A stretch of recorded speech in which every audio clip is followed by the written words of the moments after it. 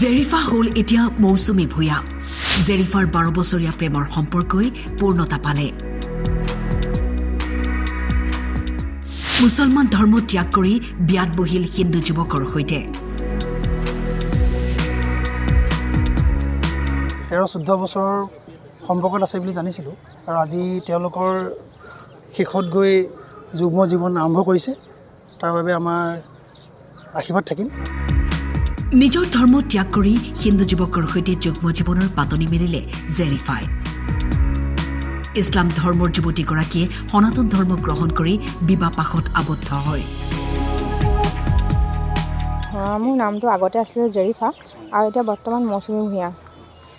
মই মৌচুমী ভূঞালৈ ৰূপান্তৰিত হ'লোঁ এতিয়া। তেখেতৰ লগত চিনাকি বুলি ক'বলৈ চিনাকি বহুত পুৰণিয়ে, 12 বছৰ চিনাকি বাৰু। 12 বছৰ অন্তৰত আজিৰ দিনটো আহিছে। চিনাকি বৰ্ণনা বাৰু নিদিওঁ।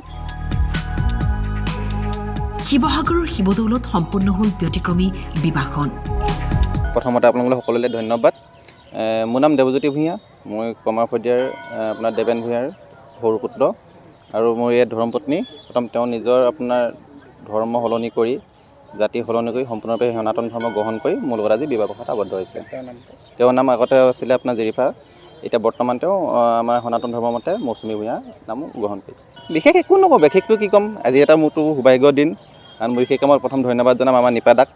তাৰপৰা মোৰ বন্ধুবৰ্গ আছে, লগতে আমাৰ বিশ্বজিৎ দাও আছে। তেওঁলোকলৈ অশেষ ধন্যবাদ।